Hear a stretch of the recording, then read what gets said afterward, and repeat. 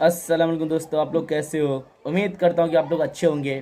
آپ کی خدمت میں فلسطین اور اسرائیل کا کیسے شروع سے لڑائی چل رہا ہے۔ یہ 70 سالوں سے یا 100 سالوں سے نہیں ہے بھائی، پورے 3000 سالوں سے یہ لڑائی ہے۔ چلیے آئیے سنتے ہیں بھائی کی زبانی وہ کیا کس طرح آپ کو سمجھا رہے ہیں، ہم بھی سنتے ہیں اور آپ کو بھی سناتے ہیں۔ فلسطین یہ صرف آج کا مسئلہ نہیں بلکہ پچھلے 3000 سنتے سال ہیں سے کیا کہہ رہا ہے۔ اس سٹی کو قبضہ کرنے کی لڑائی چل رہی ہے۔ آج سے 3300 سال پہلے اللہ نے موسیٰ علیہ السلام کو حکم دیا کہ بنی اسرائیل یہودی کو ایجپٹ میں فرعون کی غلامی سے نکال کر آزاد کر دو، اور پھر بہت مشکل سے فرعون نے آخر بنی اسرائیل کو آزاد کر دیا، جس کے بعد موسیٰ علیہ السلام بنی اسرائیل کو لے کر فلسطین کے پاس آئے اور کہا کہ اس سٹی پر حملہ کرو، لیکن بنی اسرائیل نے کہا کہ آپ اور آپ کا رب جا کر لڑیں، ہم یہ لڑائی نہیں کرنے والے، جس کی وجہ سے اللہ نے 40 سال تک انہیں اس ڈیزرٹ میں رہنے کی سزا دی، جدھر موسیٰ علیہ السلام پر آسمانی کتاب تورات نازل ہوئی۔ اور اس تورات کے پہلے chapter The Book of Genesis میں کلیئرلی لکھا ہے، صاف صاف لکھا ہے کہ یہ علاقہ فلسطین اللہ نے صرف اور صرف ابراہیم علیہ السلام کی اولاد کے لیے رکھا ہے، جس کی وجہ سے آج تک یہ جتنی لڑائیاں چل رہی ہیں یہ اس لیے ہے کیونکہ یہودی یہ کلیم کرتے ہیں کہ تورات کی اس آیت کے مطابق جروسلم اور فلسطین پر صرف اور صرف بنی اسرائیل کا حق ہے، کیونکہ بنی اسرائیل ابراہیم علیہ السلام کی اولاد اسحاق علیہ السلام کی اولاد میں سے ہے، اینڈ اٹ میک سینس، تب تو ان کو ملنا چاہیے۔ لیکن تورات میں لکھا ہے کہ یہ علاقہ ابراہیم علیہ السلام کی اولاد کے لیے، صرف اسحاق علیہ السلام کی اولاد کے لیے نہیں۔ ابراہیم علیہ السلام کے ایک نہیں بلکہ 2 بیٹے تھے، اسحاق اور اسماعیل۔ اسحاق علیہ السلام was the father of بنی اسرائیل، بٹ اسماعیل علیہ السلام کو عربوں کا فادر سمجھا جاتا ہے، اور یہ بات صرف ہم نہیں، ایون یہودی بھی اس بات کو مانتے ہیں۔ تو انہی کی کتاب تورات کے مطابق فلسطین پر صرف اسحاق علیہ السلام کی اولاد کا حق نہیں ہے بلکہ اسماعیل علیہ السلام کی اولاد عربوں کا بھی حق ہے۔ موسیٰ علیہ السلام کے ساتھ 40 سال ڈیزرٹ میں رہنے کے بعد آخر بنی اسرائیل نے یوشع جاشوا کی لیڈرشپ میں فلسطین کو فتح کر لیا، لیکن کچھ ہی عرصے بعد یہ سٹی ان کے ہاتھ سے دوبارہ نکل گئی، اور پھر اگلے 300 سال تک بنی اسرائیل اس سٹی کو دوبارہ حاصل نہیں کر سکے۔ لیکن 300 سال بعد بنی اسرائیل نے داؤد علیہ السلام کی لیڈرشپ میں اس سٹی جروسلم کو دوبارہ فتح کر لیا، اور ان کے بیٹے سلیمان علیہ السلام نے یہاں پہلی دفعہ اللہ کی عبادت کے لیے ایک مسجد، ایک ٹیمپل بنایا۔ سلیمان علیہ السلام کے بعد یہودیوں نے فلسطین اور جروسلم پر 400 سال تک حکومت کی، لیکن 400 سال بعد بیبلون عراق میں ایک بہت ہی طاقتور امپائر بن چکی تھی، جس کے بادشاہ بخت نصر نے اپنی امپائر کو بڑھانے کے لیے فلسطین پر حملہ کر دیا اور جروسلم کو تباہ و برباد کر دیا، اور اس کے اندر ہزاروں یہودیوں کو شہید بھی کیا، اور اس ٹیمپل کو بھی تباہ کر دیا جو سلیمان علیہ السلام نے بنایا تھا، اور جتنے یہودی زندہ بچ گئے تھے ان ساروں کو غلام بنا کر اپنے کیپٹل بیبلون عراق لے گیا، اور 70 سال تک یہودی عراقیوں کی غلامی کرتے رہے۔ لیکن 70 سال بعد عراق پر ایران کے ایک بہت ہی نیک بادشاہ سائرس دی گریٹ نے حملہ کر دیا، جسے ہم ذوالقرنین کے نام سے جانتے ہیں۔ سائرس دی گریٹ نے عراق کی اس حکومت کو فتح کر لیا، اور یہاں جتنے بھی یہودی تھے ان ساروں کو واپس فلسطین بھیجا، اور انہیں فنڈز بھی دیے کہ واپس جا کر سلیمان علیہ السلام کے ٹیمپل کو دوبارہ بنا جو اس سے پہلے تباہ کر دیا گیا تھا۔ جس کے بعد یہودیوں نے پھر فلسطین پر 400 سال تک حکومت کی، لیکن پھر ان پر ایک ایسی حکومت نے حملہ کیا جس نے سارے یہودیوں کو یہاں سے 600 سال تک باہر نکال دیا، The Great Roman Empire، اور بنی اسرائیل پر اتنا ظلم کیا جو اس سے پہلے کسی نے بھی نہیں کیا تھا۔ یہودیوں نے رومن امپائر سے لڑنے کی بھی کوشش کی، لیکن رومن امپائر نے ہزاروں یہودیوں کو قتل کیا، اور حالات اتنے خراب ہوئے کہ یہودی رومن امپائر سے چھپ کر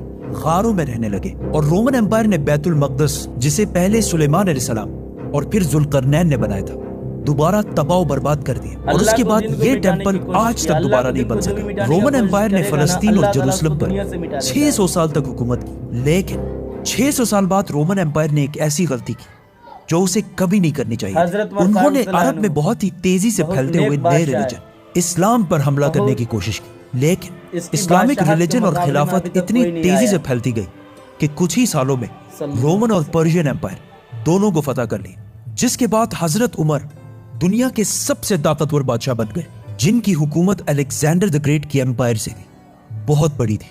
آخر مسلمان رومن امپائر کو فتح کرتے کرتے جروسلم کے دروازے تک پہنچے۔ رسول اللہ صلی اللہ علیہ وسلم نے پہلے ہی کہہ دیا تھا کہ مسلمان ایک دن جروسلم ضرور فتح کریں گے۔ اب مسلمانوں کے پاس 2 آپشن تھے، یا تو جروسلم کو اسی طرح تباہ کیا جائے جو اس سے پہلے باقی بادشاہوں نے کیا تھا، اور یا اس کا سیج محاصرہ کر لیں۔ آخر 6 مہینے بعد جروسلم کے گورنر سفرونیس نے کہا کہ میں یروشلم صرف ایک ہی شرط میں مسلمانوں کے حوالے کروں گا کہ مسلمانوں کے بادشاہ عمر خود آ کر مجھ سے ملے۔ تو خالد بن ولید رضی اللہ تعالیٰ عنہ نے سوچا کہ اب مسلمانوں کے امیر المومنین کو کیوں ڈسٹرب کیا جائے، تو وہ خود عمر بن کر سفرونیس سے ملنے گئے، کیونکہ خالد بن ولید رضی اللہ تعالیٰ عنہ کی اپیرنس بالکل حضرت عمر سے ملتی جلتی تھی اور دونوں کی ہائٹ بھی بالکل سیم تھی، آلموسٹ 7 فٹ۔ لیکن وہاں ایک شخص حضرت عمر سے پہلے ہی مل چکا ہے، تو انہوں نے کہا کہ یہ حضرت عمر نہیں ہو سکتا، تو مجبوراً خالد بن ولید رضی اللہ تعالیٰ عنہ کو حضرت عمر اس وقت دنیا کے سب سے طاقتور بادشاہ کو جروسلم بلانا پڑا۔ سفرونیس فل لگژری گولڈ اور سلور پہن کر بالکل تیار ہو گیا، کیونکہ اتنے بڑے بادشاہ ان سے ملنے آ رہے تھے۔ لیکن سفرونیس اور پورا جروسلم یہ دیکھ کر حیران ہو گیا کہ بادشاہ کا غلام اونٹ پر بیٹھا ہوا ہے اور بادشاہ خود بالکل عام کپڑوں میں پیدل چل کر آ رہا ہے۔ یہ منظر جروسلم والوں کے لیے بہت شاکنگ تھا، کیونکہ اس سے پہلے جب بھی کسی بادشاہ نے جروسلم پر فتح حاصل کی ہے، اس نے اس سٹی کو تباہ و برباد کر دیا تھا اور یہاں کی گلیوں کو خون سے بھر دیا تھا۔ لیکن اب یہ ایک بادشاہ آیا ہے جو ان ساروں سے زیادہ طاقتور ہے، لیکن بغیر کسی فوج کے اور بالکل عام کپڑوں میں۔ ایسا اس سے پہلے کبھی بھی نہیں ہوا تھا۔ حضرت عمر نے سارے ریلیجنز کو آزادی دی اور بغیر کوئی خون بہائے سفرونیس نے جروسلم کو حضرت عمر کے حوالے کیا، لیکن انہوں نے ایک شرط یہ بھی رکھی کہ مسلمان یہودیوں کو جروسلم آنے کی اجازت نہیں دیں گے۔ لیکن حضرت عمر نے اس کی یہ شرط نہیں مانی اور یہودیوں کو بھی بیت المقدس آنے کی اجازت دی، اور اس طرح پہلی دفعہ جروسلم ابراہیم علیہ السلام کے بیٹے اسماعیل علیہ السلام کے اولاد کے پاس آیا۔ اس کے بعد آلموسٹ 350 سال تک مسلمان، کرسچن اور یہودی جروسلم میں بالکل پیس اور امن کے ساتھ رہنے لگے۔ لیکن پھر 350 سال بعد کرسچنز نے پورے یورپ سے فوج جمع کر کے جروسلم پر دوبارہ حملہ کر دیا۔ اس وقت مسلمانوں کے آپس میں بہت لڑائیاں چل رہی تھی، جس کا فائدہ اٹھا کر کروسیڈرز نے آسانی سے جروسلم کو فتح کر لیا، اور جروسلم فتح کرنے کے بعد مسلمانوں اور یہودیوں پر انبلیویبل ظلم کیا اور ہزاروں مسلمانوں اور یہودیوں کو شہید کر دیا اور مسجدوں اور سینیگوگز کو بھی تباہ کر دیا۔ اور ہسٹری میں لکھا ہے کہ کروسیڈرز نے جروسلم کی گلیوں کو مسلمانوں کے خون سے بھر دیا تھا، اور ایون مسجد اقصی کو بھی مسجد سے ایک محل، پیلس میں بدل دیا تھا۔ یہودیوں کے عورتوں اور بچوں نے اپنی جان بچا کر اپنے آپ کو سینیگوگز میں بند کر لیا، لیکن کروسیڈرز نے ان سارے بلڈنگز کو آگ لگا دی اور ان کے بچوں اور عورتوں کو زندہ جلا دیا۔ اور یہ سب صرف ہم نہیں کہتے، بلکہ یہ اوتھینٹک ہسٹری کا حصہ ہے جسے یورپینز بھی مانتے ہیں۔ اس کے بعد ان کروسیڈرز نے جروسلم پر آلموسٹ 90 ایئرز تک حکومت کی، لیکن پھر 90 ایئرز بعد مسلمانوں کے ایک بہت بڑے بادشاہ سلطان صلاح الدین ایوبی نے پوری مسلم دنیا سے فوج جمع کر کے جروسلم کو دوبارہ کرسچن سے چھین کر فتح کر لیا۔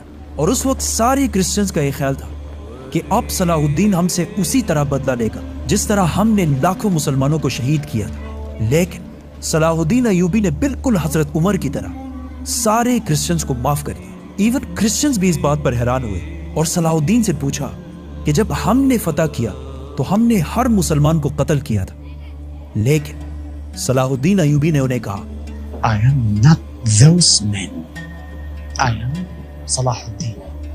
صلاح الدین ایوبی نے ان سارے ریلیجنز کو دوبارہ آزادی دی اور مسجد اقصی جسے محل بنا دیا گیا تھا اسے دوبارہ مسجد بنایا اور ادھر پہلی نماز ادا کی۔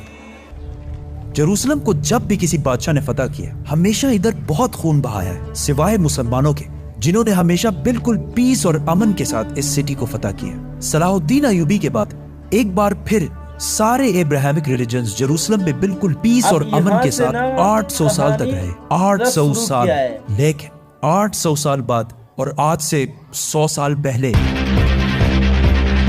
جب جروسلم پر آٹومن ایمپائر کی حکومت تھی تو ورلڈ وار 1 کے بعد عربوں نے برٹش کے ساتھ مل کر عثمانیہ خلافت کو ہمیشہ کے لیے ختم کر دیا کہ ہم عربوں پر یہ ٹرکش لوگ آ کے کیوں حکومت کر رہے ہیں۔ تو اس نیشنلزم کی وجہ سے فلسطین بھی مسلمانوں کے ہاتھ سے نکل گیا، لیکن تھوڑے ہی عرصے پہلے برٹش اور یہودیوں کی آپس میں ڈیل ہو چکی کہ اگر برٹش کو یہ علاقے ملے تو وہ ادھر ایک یہودی سٹیٹ بنائے گے۔ اور یہ معاہدہ ہوا کیوں تھا؟ کیونکہ اس سے پہلے یہودی یورپ کے ہر field, business, science, medical, banking, ہر چیز میں بہت سٹرونگ ہو چکے تھے، जिस की वजह से यहूदी यूरोप के सबसे ताकतवर और रिच कम्युनिटी बन गए। तो इनकी सपोर्ट हासिल करना ब्रिटिश के लिए सबसे जरूरी था और पिछले 1800 साल से यहूदियों के पास अपना कोई भी मुल्क नहीं था। तो उनमें से कुछ सुल्तान यहूदियों ने अब्दुल हमीद से ज़ायनिज़्म डील की करने सोच की शुरू कोशिश की की। कि हमारा उसने इनकार कर यहूदियों दिया का था। भी एक अपना मुल्क होना चाहिए और इसके लिए उन्होंने इसी फलस्तीन के इलाके को चुना। और ये मुल्क हासिल करने के लिए उन्होंने हर तरफ से कोशिश शुरू की। यहूदियों ने इवन उस्मानी खलीफा सुल्तान अब्दुल हमीद से भी डील करने की कोशिश की, लेकिन उन्होंने साफ इनकार कर दिया, जिसकी वजह से यहूदियों को समझ आ गई कि अगर अपना मुल्क बनाना है तो उस्मानिया सल्तनत को हिटलर खत्म जिस टाइम करना में मार रहा था ना, जरूरी है। मतलब और जैसे ही वर्ल्ड वॉर यहूदी 1 को, के उस बाद समय ऑटोमन सारे एम्पायर यहूदी खत्म हुई और फलस्तीन में ऑटोमन शिफ्ट हो गए। एम्पायर से ब्रिटिश की तरफ चला गया, तो यहूदी पूरी दुनिया से इसी सीक्रेट प्लान के तहत फलस्तीन शिफ्ट होना शुरू हुए और फलस्तीन के मुसलमानों से जमीनें डबल ट्रिपल प्राइस पे खरीदने लगे, क्योंकि पैसा तो उनके पास बहुत था। ब्रिटिश एम्पायर ने भी फलस्तीन में बेल्फोर जमा होने डिक्लेरेशन लगे। यहूदियों के एक अलग डरने स्टेट लगे। होने को सपोर्ट किया ताकि वर्ल्ड वॉर्स में यहूदियों का सपोर्ट और पैसे दोनों हासिल कर सके। और स्पेशली वर्ल्ड वॉर 2 के बाद यूरोप में यानी तीन हिटलर के हिस्से में यहूदियों पर जुल्म फलस्तीन के को बाद बांटा गया था। यहूदी और भी ज्यादा पूरी दुनिया से फलस्तीन में किसी जमा का नहीं होने होना, लगे फलस्तीन और का ना फलस्तीन यहूदियों में का। आहिस्ता आहिस्ता लड़ाइयां बढ़ने लगी, जिसकी वजह से यूएन ने एक फैसला सुनाया कि फलस्तीन को 3 हिस्सों में डिवाइड किया जाएगा। एक हिस्सा फलस्तीन, दूसरा इजराइल और तीसरा जेरूसलम, जो इन दोनों में से किसी का भी नहीं होगा, बल्कि यहाँ यूएन की हुकूमत होगी और इसमें सब रिलीजन्स को आज़ादी होगी। जिस पर अरब ममालिक ने इस फैसले की सख्त मुखालफत की और इजराइल के आज़ाद होने के सिर्फ 1 दिन बाद इजराइल पर हर तरफ से हमला कर दिया। इजिप्ट, जॉर्डन, सीरिया, तीनों की फौजें एक साथ इजराइल में दाखिल हुई, लेकिन बहुत ही बेशर्मी से अरब ममालिक ये जंग हार गए और एक ऐसे मुल्क से हारे जो उनसे साइज में बहुत छोटा और जो इस जंग से सिर्फ 1 दिन पहले आजाद हुआ। इस हार की वजह से जो प्लान यूएन ने इस जंग से पहले बताया था, उसका सिर्फ 40% इलाका फलस्तीनियों को मिला और 60% इलाका इजराइल ने फतह कर लिया इतना और बड़ा इवन जेरूसलम की आधी सिटी को भी फिर भी फतह कर लिया। इजराइल मिसाल तो अकेले ये ऐसा जंग है नहीं कि- लड़ रहा था, बल्कि इसके साथ पूरी दुनिया का सपोर्ट भी था। इवन रशिया और यूएस दोनों का सपोर्ट इजराइल के साथ था। इजराइल ने ये इलाके फतह करके टाइम बिल्कुल भी जाया नहीं किया और 7 लाख अरबों को फलस्तीन से बाहर निकाल दिया। 7 लाख, जिसकी वजह से फलस्तीन में आहिस्ता आहिस्ता यहूदी ज्यादा और अरबी कम होने लगे। इस जीत के बाद इजराइल बहुत वेस्ट बैंक स्ट्रॉन्ग और बन गया गाजा, और इजराइल के पूरी कंट्रोल में दुनिया नहीं। से और भी ज्यादा यहूदी इजराइल में जमा होने लगे। इसके बाद यहूदियों ने अपने आप को अरब के बिल्कुल सेंटर में एक बहुत ही मजबूत हुकूमत बना ली थी। लेकिन फिर भी ये 2 इलाके वेस्ट बैंक और गाजा इजराइल के कंट्रोल में नहीं थे। लेकिन आज से ऑलमोस्ट 60 साल पहले 1967 में कुछ मिसअंडरस्टैंडिंग्स की वजह से यहाँ जंग एक बार फिर शुरू हो गई और एक बार फिर इजिप्ट, जॉर्डन, सीरिया वर्सेस ये छोटा सा इजराइल।